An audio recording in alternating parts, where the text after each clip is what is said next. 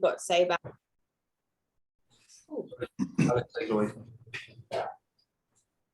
Welcome back to the Get to Know podcast. Today we are joined by Chloe. Do you want to introduce yourself, Chloe? Hi guys, so my name is Chloe, known as CPT Fitness on Instagram. I am a competitor and online coach, and I'm like 7 weeks out from my show this year. So yeah.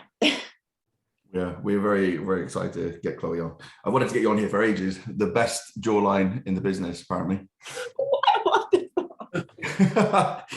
Draw as well. So we're second to mine, obviously. No, really. So this is what your second prep, is it? No, this is my fourth prep. Fourth. Okay.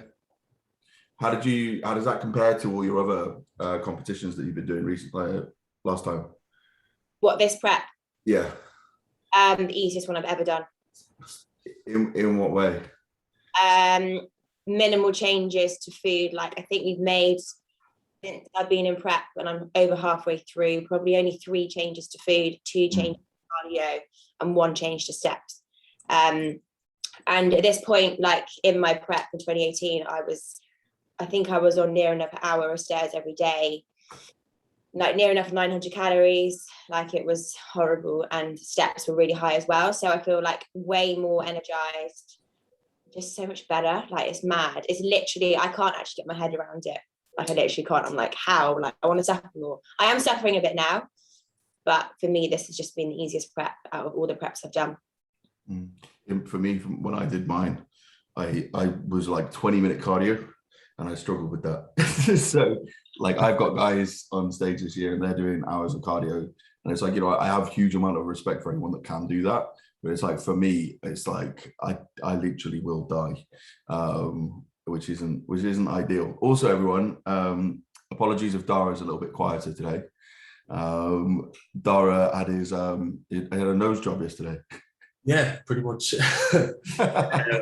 It was like a functional one, basically to help me actually breathe through my nose. But yeah, so I'm going to be a little bit quieter today. I have anyone watching this on YouTube, if anyone does, I basically fucking tampon sellotape to the bottom of my nose. So it's not ideal, but I will chime in on a few things. I think one of the first things to chime in on there is like how Chloe mentioned about how easy this prep has been. And I think that ties into like the main topic of why we've brought her on, because she is such an incredible athlete, and the fact that she has dedicated such a sustained period of time to an improvement phase. Yeah. Actually putting tissue on, because like the more muscle mass you have is like the smoother that prep realistically should be.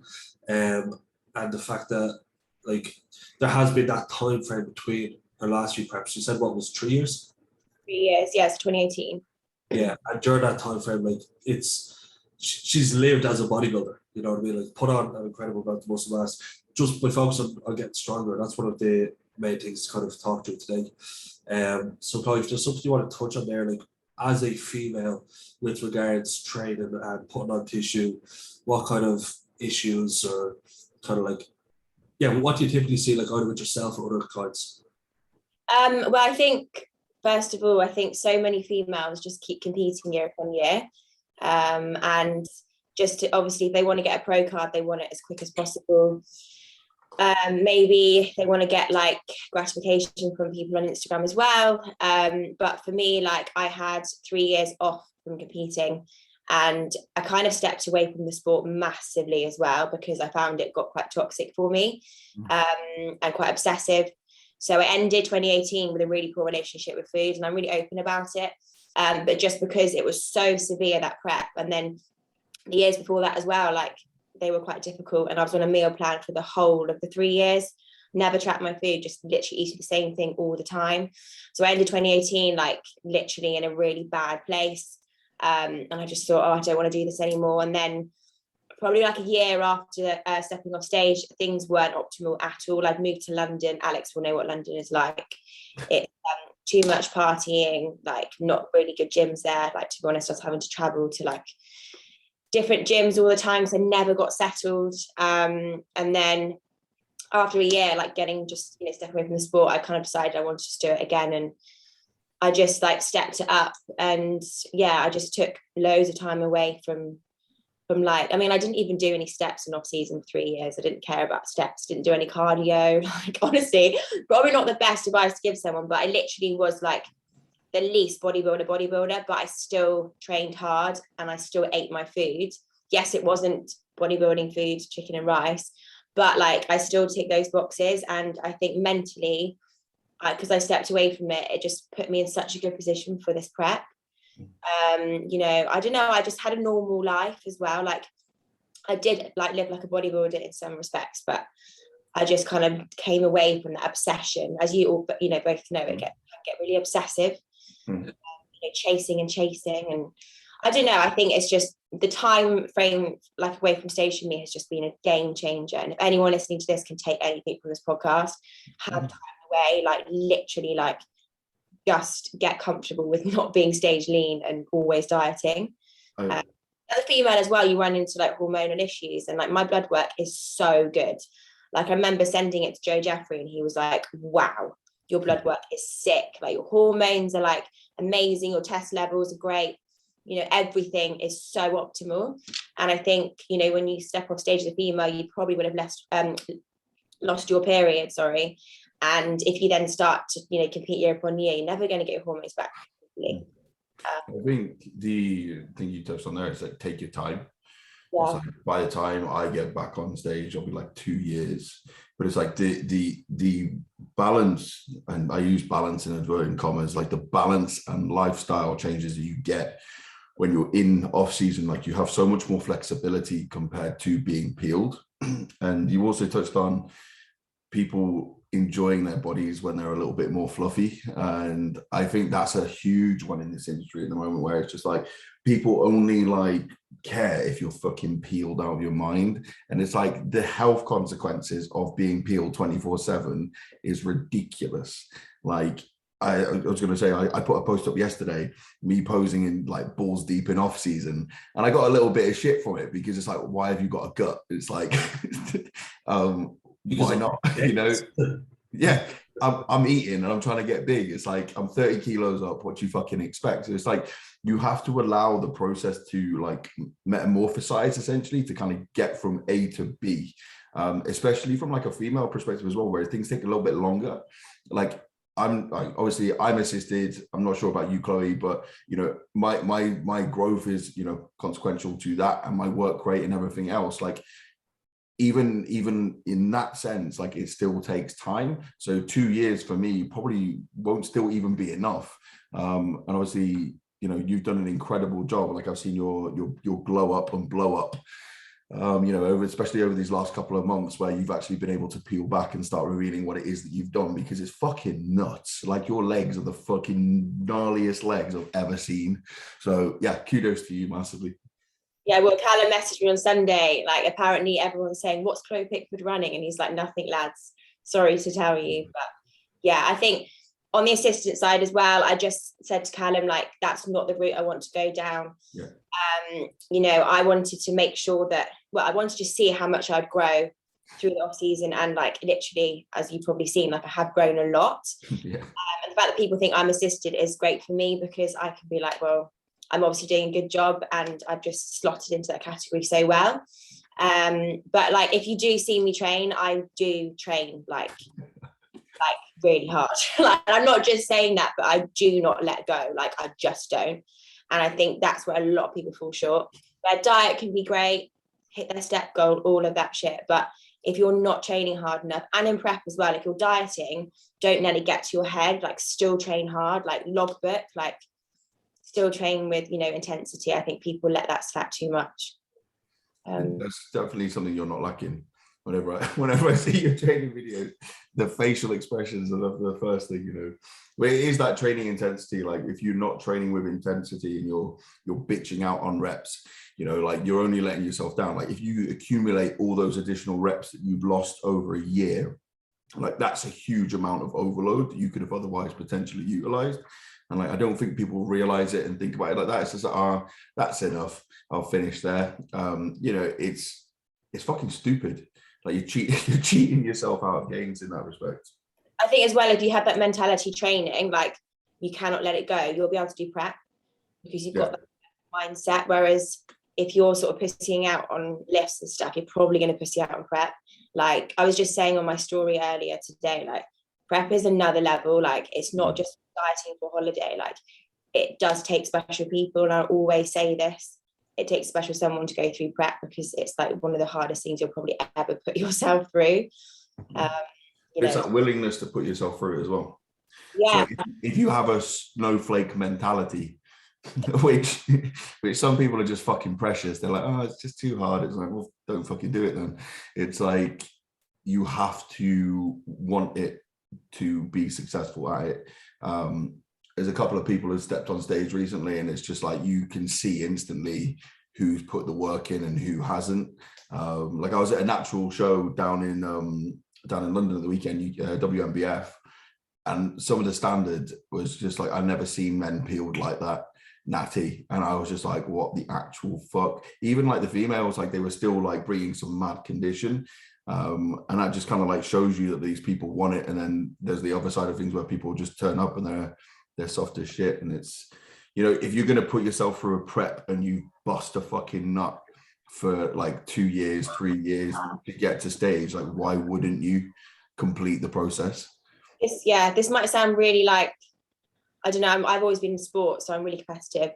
I don't know why people bodybuild for fun. I don't get it. Yeah. Like, I just don't get it. And like, I don't get why you would put yourself through a prep and go on stage. Like, some people go through a prep because they want the clout, like they want to get that gratification of Instagram, and they step on stage and don't even look lean. And I just don't know why you would do that. And, you know, as a coach as well, like I wouldn't put a client through that. Yeah. At the end of the day, it's bodybuilding. Yeah. You know, it's not just dieting, and like that's something that we need to like constantly reiterate to people. And like even as you said there, like you've always been competitive. I think did you say you have a sporting background? Yeah, so I used to compete at quite a high level in horse riding. Yeah. I did athletics as well and hockey. So yeah, I've seen like it's just in my mind, you know. Yeah, and that's the same thing there as like what Alex was saying about like people bitching out of like reps. At the end of the day, like it's painful to them because they don't really have an accurate like comparison of what pain is. You know what I mean? So that's something that, like I'd always sit down with a client and say, right, what else have you done with your life? Like where else have you pushed yourself? It could be like fucking school, uni, whatever. But like if they've played sport at a high level, it shows that they probably know how to work hard, and that kind of sets the tone. You know what I mean? But I think it can be very difficult for people like not coming from sporting backgrounds. They go to the train, they feel sore, but like it's not really like where it should be. I think as well, everyone starts somewhere. Like when I started in 2016, did I look as peeled as I could look? No, but I was lean and I did put the work in.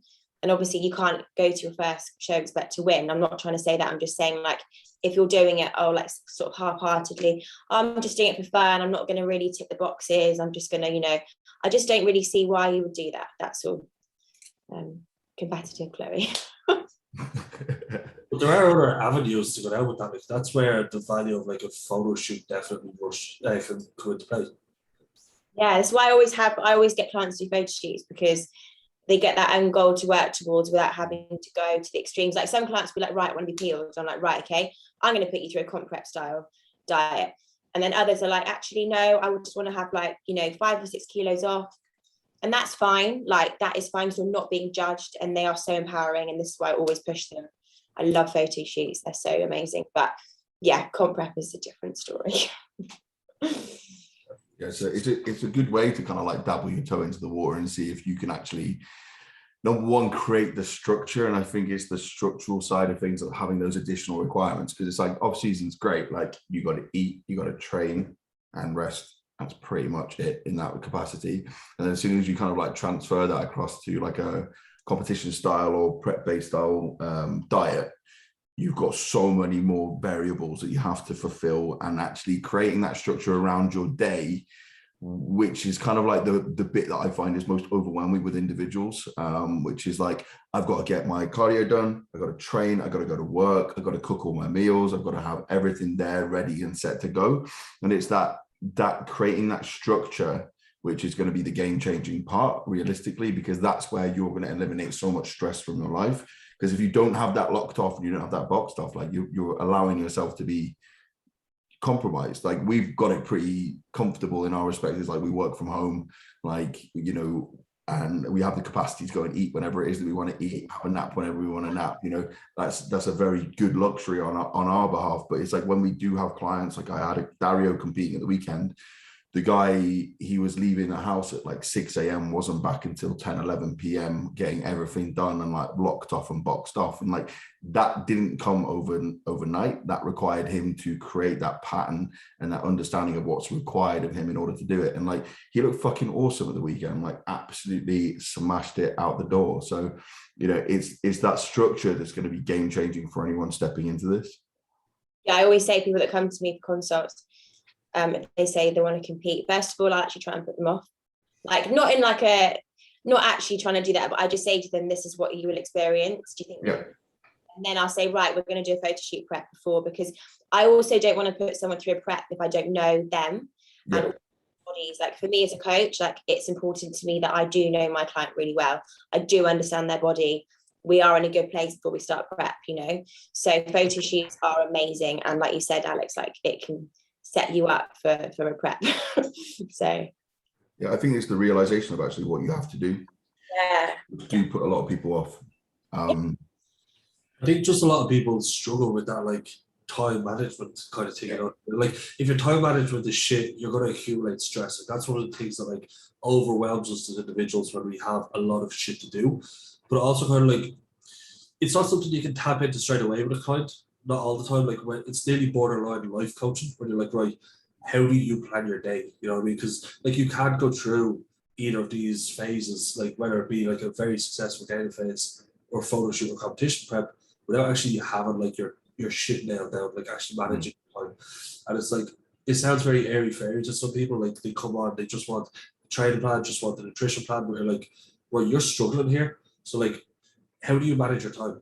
You know what I mean? You're trying to teach people how to like set up fucking iCalendar and like, you know what I mean? It's like, we nearly need to spoon feed these people just to show them that like, there's a higher level of requirement needed on their end. It does more things that's going to be asked of them in the future. So we're preemptively like teaching them, giving them these tools so that they can then bring them into their schedule. Yeah. And a lot of people struggle with that big time. Massively. So Chloe, where is it that you envisage yourself going? What is the grandiose design? What do we want? So I am realistic with booking and assistance and where the sport is and where it's going. So if anyone is listening to this, if you've seen the top wellness girls, I look like, I don't know, I look like a child compared to them. They are absolutely massive.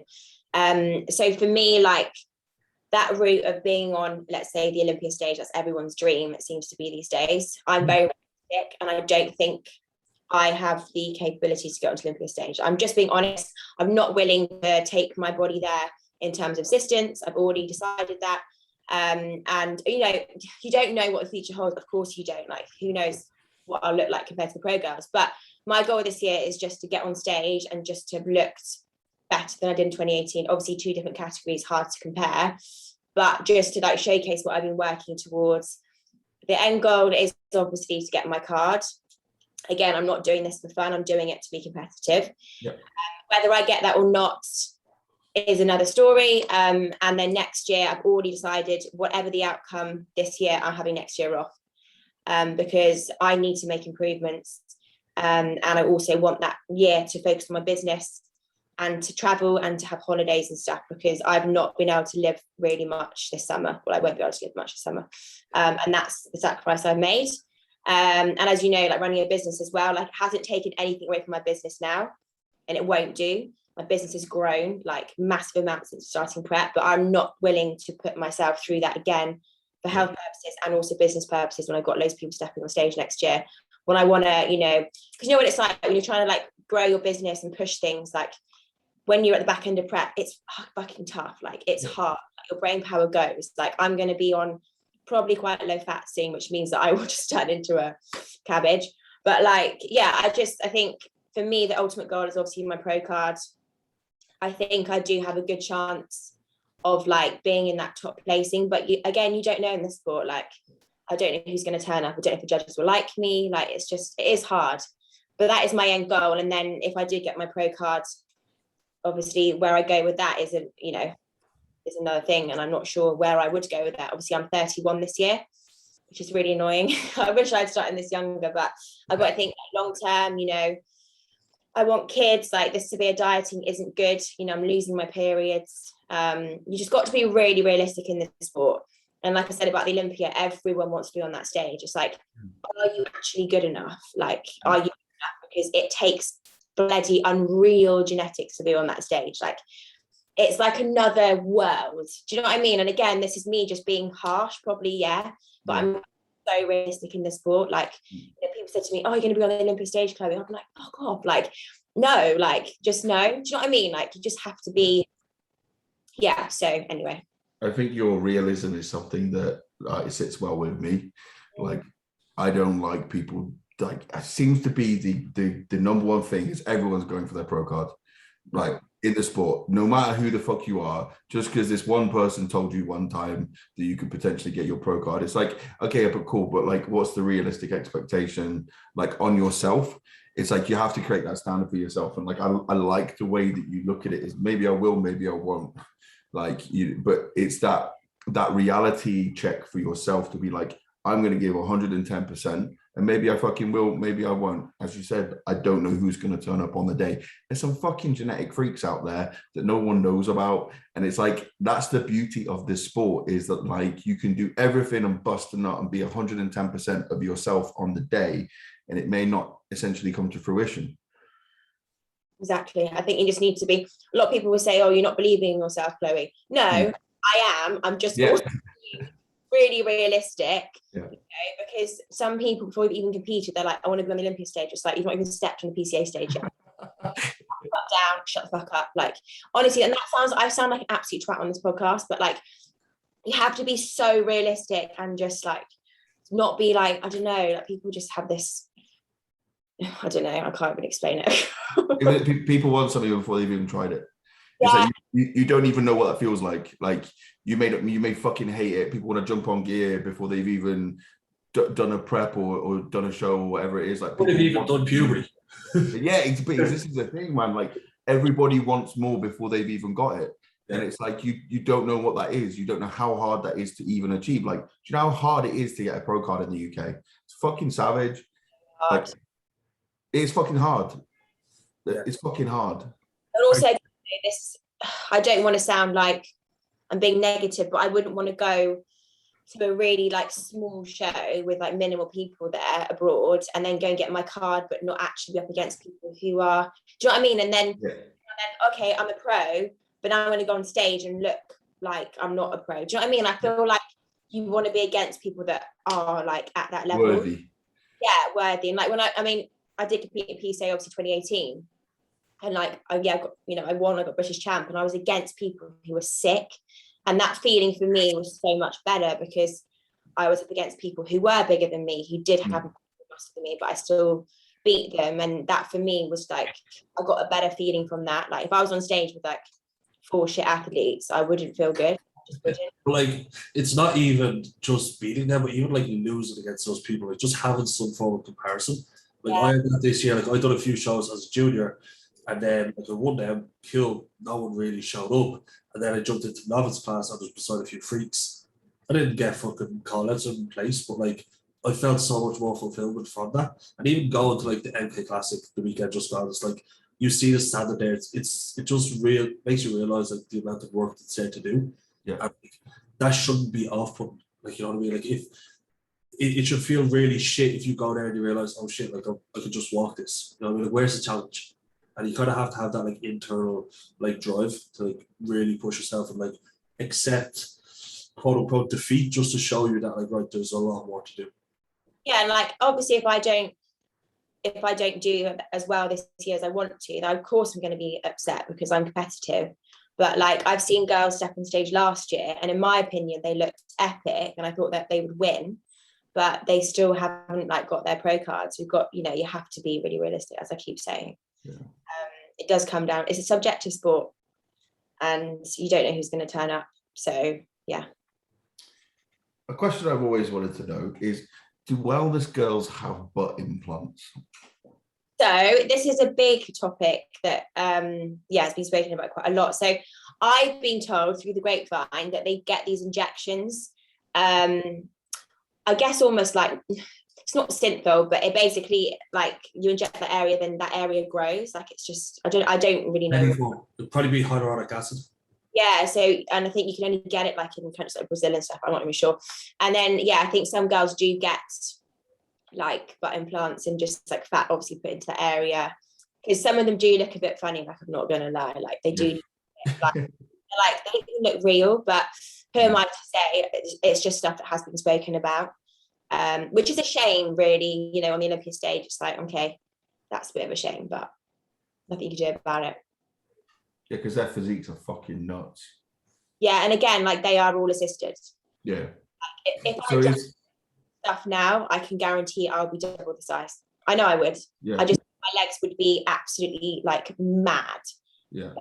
That's, you know, another thing. So assistance is a complete no from your side. Like, you've got absolutely no interest in it whatsoever.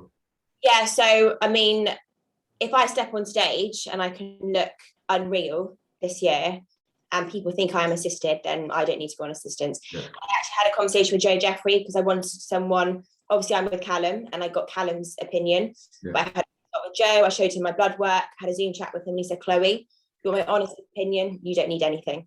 He was like, you've got more muscle than people have been training for like years, people are on gear. You literally have the genetics. Like, and he said, there's other avenues you can go down that aren't anabolic. For example, Clen, like, it obviously is anti-catabolic in its nature with females. So it's, if I was to turn pro and I had a really, really good chance of becoming a really good pro, then I'm not going to say I would never, ever, ever think about it, but I'm pretty 99% sure that I don't do. Because like I said, my blood work is so optimal. Like, it is so optimal. My natural test levels, they're not too elevated, but they are like nearing PCOS range, but not like ridiculous. Like, there's nothing, you know, too crazy about them, but they aren't, because a lot of girls do have low test levels. And again, this is why you will hear girls using femtest, because levels are so low, and it's like, well, they can't actually like build muscle properly, so it makes sense for them to do that. And everyone's like, oh my god, testosterone, oh, it's so bad. But actually look at it like from that perspective, it's not actually bad if their test levels are low. And do you know what I mean? And this is where good coaching comes in with like Callum and Joe. Like, they get all this. So yeah, bring them back up to like a normative range. Like, you're literally just doing hormone replacement therapy. You're not pushing females into super physiological ranges of testosterone. Like, there you're going to run into issues of like androgenism. But like, yeah, even with you, like, saying your test levels are like slightly be at that limit of like PCOS, I could probably guess that like your estrogen is also high at, you know what I mean? So it's going to be the ratio between those. So we don't look at either of them like in absolutes. Whereas like if your test stays where it is and then your estrogen starts to drop down, like as it might do at the back end of prep, like, yes, you might see a little bit of kind of androgenism, but like also calories are going to be super low at that stage. It's not really going to much of a difference. But yeah, it's always ratios between them, and females shouldn't be put off by like, oh, I need to keep my test as low as possible, because it's just going to take away from the results that you're supposed to get. Same way males are supposed to have estrogen. You know what I mean? Like, when lads like really bury their estrogen levels with like aromatase inhibitors and so on, you're going to have a load of issues in terms of like libido, cognitive function, all these other things. So it's always just that ratio of understanding where you are. I mean, I do medi checks quite a lot, and like sometimes they're very normal, sometimes they're a little bit higher, obviously depending where I am in my menstrual cycle as well. But as a whole, my blood work is like unreally good. So I wouldn't want to mess with that. And I've seen a lot of females in the industry change quite a lot. And for me, it's sad to see, you know, their voices dropping, their facial features changing. Like, it is quite sad, but that's the goal that they, you know, that's the route they want to go down. They've got massive, massive goals and dreams. I've got nothing against that. But me personally, like, femininity is key. I've always been told whenever I step on stage, you look fresh, you look feminine. I like to think I look feminine, not with this doubt popping out, but I want to bring to the industry, you know what I mean? Because a lot of girls are now all jumping on gear. and unfortunately that's going to end, not end very well, unfortunately. So in terms of like training around your menstrual cycle, because obviously like there is a good bit of evidence behind this, like in terms of what you could hypothetically expect. Like when it comes to your level, is there much adjustments that's being made like on a week by week basis? Because I find like a lot of people will jump into that, like I've done it myself. Like I'll jump down that research. I've read far too many books on like periods and like female physiology. My mom was getting very worried about me. But like a lot of people kind of take these like thought processes and run with it, like, oh, it's coming up, lateral luteal phase, I'm going to feel like shit. You know what I mean? There's like a self-deprecating cycle of, oh, well, then they don't train as hard. Or like, oh, I'm near my period, I'm going to be craving extra food, my body needs more calories, and they put in an extra 700. It's like, you might only need an extra 100 or 150 calories. You don't even need that much. Like your BMR doesn't increase by that much, increases a little bit, but not crazy amounts. And also it's like, if you tell yourself, it's like a placebo effect. You tell yourself it's going to be like that, it will be like that. And to be honest, like in all honesty, I think only a couple of my females have things, changed a little bit, but I actually don't even say it to them, because I don't want to say to them, in your luteal phase, you are going to feel like this, because they'll think that. Yeah. So until they come to me and their biofeedback is showing me that they are suffering, I will then, educate them and explain to them as to why. But for me, I've never changed anything at all ever with my diet or training. It's always stayed the same. So yeah. So what's your diet like now? I know you mentioned earlier, like you always used to be on a meal prep, etc., etc. What does your diet look like now in comparison? Are you on a meal prep or you macros? Like what do you do? So off season, just touch upon that, it was pretty like random. So I was completely tracking all the way through off season. Not eating, so like eating quote unquote like bad food sometimes. Actually, there's no good food or bad food, but like it wasn't the bodybuilder-esque off-season food. But for me, again, that I got it out of my system, and I still like grew loads. I still felt good, but in this like prep now, like I am eating the same foods every day. I'm still tracking, so I'll change like protein sources potentially around and carb sources. But as you know, as calories get lower, there's not much leeway for that. So the only protein source is chicken and whey now. Like nothing else comes into play.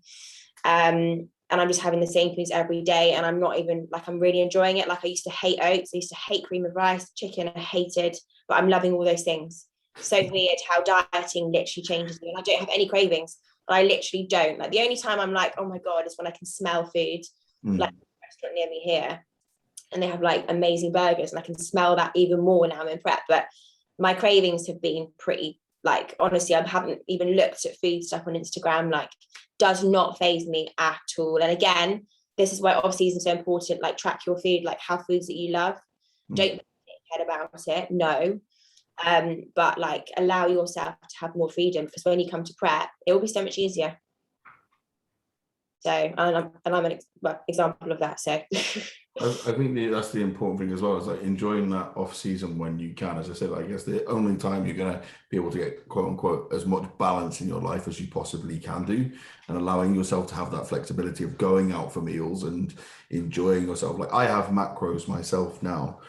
It's like I eat the same foods literally religiously day in, day out, and it's a lot of fucking food, like 5,600 calories, and it's just like, I don't even need to track anymore. I know exactly what I've got to eat, when I've got to eat it, etc., etc. So it's allowing yourself that flexibility. Like I go out for meals, probably eat out like 2 or 3 times a week. Like it's fantastic, but it's like I equally sometimes I don't want to eat. So it's like I don't necessarily enjoy what I'm eating all the time, but it's like if I want something, I can have it, and you've got that flexibility. The concept of oats and cream of rice for me now, I couldn't. Nah, absolutely not. Like, but in prep, give me that. Give me it in vast quantities. But as well, I think females, like I push my calories up to 3,200 every day, rest day and training day. That's where I was at. My body weight stayed about 75, 76 kilos, didn't move above 76. And I think a lot of females, they just don't want to push their calories high. And have nowhere to go. If you start your prep on 1800 calories, you're fucked. You are literally fucked, because you literally are going to go down to that, like, well, probably below 800 mark, let's be honest. Yeah. And if you're doing loads of cardio in off season as well, like, I think moving forwards, I probably will do like rest day cardio just to help with my fitness. But a lot of people just do too much cardio in off seasons, too many steps, and you have no tools. This is what you said. This is what you said earlier, is like, you didn't do steps, you didn't do cardio. Like, I don't do either of those things. Like, my average step count's about 7,000 steps a day maximum. If I could do less, I will. But it's like, genuinely, like, I'm only interested in like trying to accrue as much like tissue as I possibly can do. Like, if I find for myself, if I move too much, my body will just be like, boom, gone. That, that's not staying there for much longer. Like, and that's the importance, as you say, is of pushing food as high as you possibly can do, because there's so many people like come to me, it's like, all right, I want to do this, and it's like, where's your food at? Like, where the fuck am I meant to take you with that?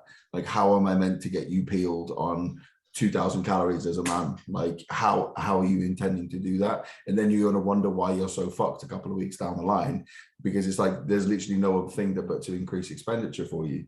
So it's a tricky one. So like, people need to have the understanding and that education of like, what is it I need to do and how do I get there? I think, and that's where good coaching comes from, it to be like, this is the way that we're going. This is the journey that we're going to create together. And this is where I'm going to take you from here. This is why we're doing it. And this is the action plan to do it. Yeah. And like, don't look like 6 months, look 1 year, 2 years. Like, people just go, want it now. And it's like, no, this shit takes time. Like, do you understand how much I've grown this much? I've taken 3 years. Like, it doesn't come in 6 months. Also, with like pushing food in off seasons, one thing I'll say was quite detrimental to me is my like digestive system was fucked. Like, I actually thought I had a stomach problem. Like, I would eat and actually nearly vomit. I'd have this thing in the morning. If I coughed, I would literally gag. And there's so many times I was sick when I cleaned my teeth as well, which is really weird.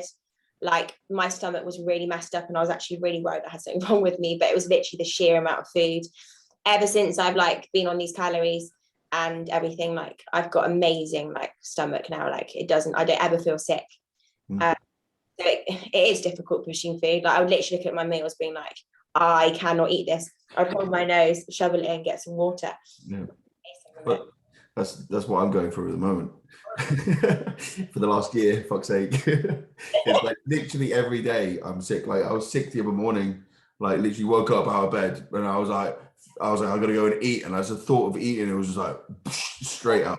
And I was just like, what the fuck? Like, I'm at the point now where I am so fucking sick of tired of being sick and making myself feel sick. And it's like, you've got to make that decision of like, are you fucking that committed and that's like nuts to this process? Are you that committed to making progress, or do you want to just give up? And I'm like teetering with this fucking thought process. Like, I even said to Callum yesterday in my check-in, I was like, I'm fucking done, mate. I'm fucking fed up of being sick every fucking day.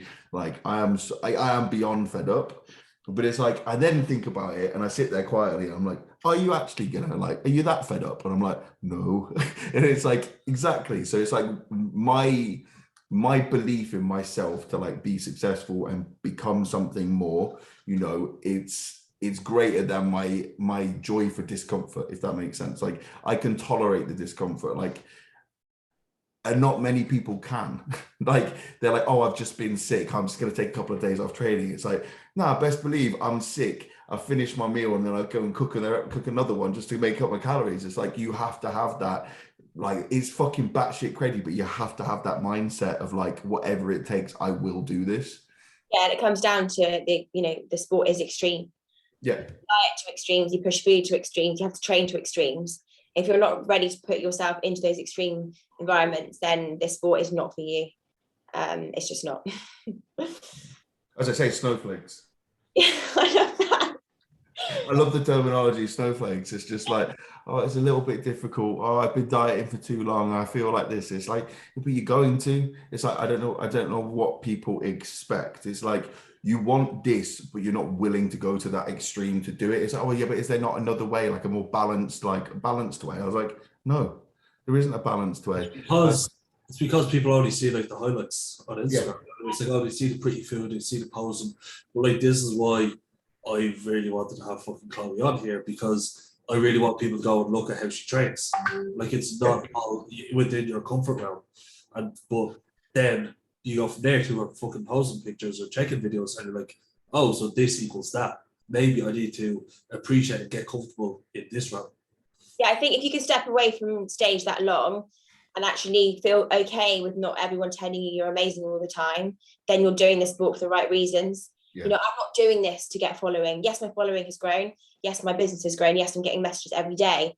I don't give a shit about those messages in the nicest way possible. I'm doing this because I want to do it for me and for my goals, not because of everyone else. Like, and again, you will see people that can't step away from the sport is because they always need someone to tell them you're amazing. Like, it's just true, isn't it? Like, it's the same people that are prepping every single fucking year. Yeah, like and again, this is where good coaches come in, because a good coach would say, right, no, you are stepping away from stage.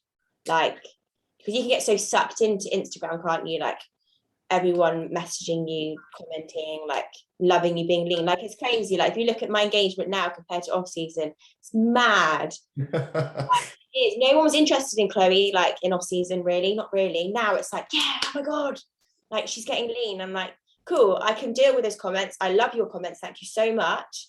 But I don't actually need them. Like, I could do this, right? If I wasn't running an online coaching business, I could delete Instagram and step on stage in September without having to have all of that, because I'm not doing it for those reasons. Yeah. Why are you doing it? I'm the same though. It's like, if I didn't have an online business and I didn't need to put out content to, like, for posing or for myself or clients, and like, I didn't need to create content, I would love to not have Instagram. Like, genuinely, like, I'd love to just focus on doing my shit, put my head in the ground and just dig in and just do what it is that I need to do and, like, feel how I needed to feel, if that makes sense. But with Instagram being such a large part of, like, online coaching and business as it is, it's like, you don't have that luxury. Like, you have to show up every single fucking day, regardless of what's going on.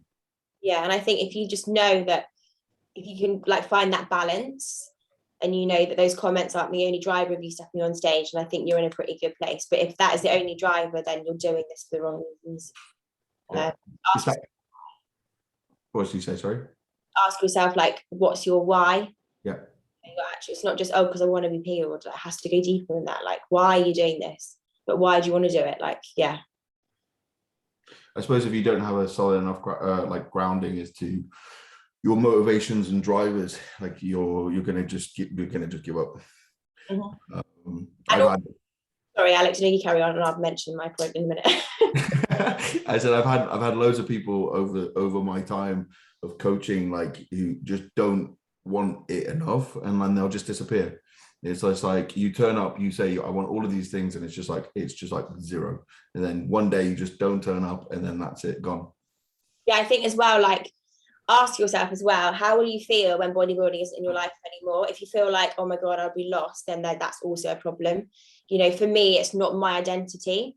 It's part of my life, and I absolutely adore it. But if I stepped away from the sport tomorrow, I would be fine. Yeah. I think I've seen a lot of people, and I know a lot of people now in the industry, when that sport goes, because it is a short-lived career, let's be honest, they're probably going to have mental breakdowns, because that's all that they've just been focused on. Yes, you need to be focused to be on stage, but you also need to be focused on other aspects of life. And, like, it's not just you. It doesn't make you who you are. Like, it's not the reason why I'm Chloe. Like, I'm Chloe for other reasons as well. I think that's really important. And it's probably a good place to wrap this up. Yeah. Is there anything else you want to touch on? Anything else?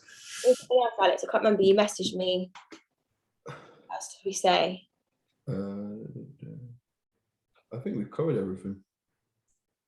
Yeah, I think so. After a shaky start, I think that was fantastic, guys. It was like an interrogation. I got so nervous. Who are you? I'll get Alex to practice his intros offline. Well, thanks for listening, everyone. Obviously, if you're not, then please go give Chloe a follow and watch the rest of her prep, but don't expect her to care about your comments. Really nice. It's probably come across so far. But, like, we know what you meant. We know what you meant. You guys, like, I love your comments, but it's not my only driver. Yeah. Yeah, cool. She'll still be doing this if you comment. Right. Yeah, thanks everyone. Give her a follow. And any other feedback from the podcast, anything else you want to know, any other guests you'd like to have on, drop me or Alex a message and we'll make that happen. We have a few lined up, so it's fun times ahead. Right, best of luck with the rest of your prep, Chloe. Thank you. Yeah, good luck, Chloe. Take care.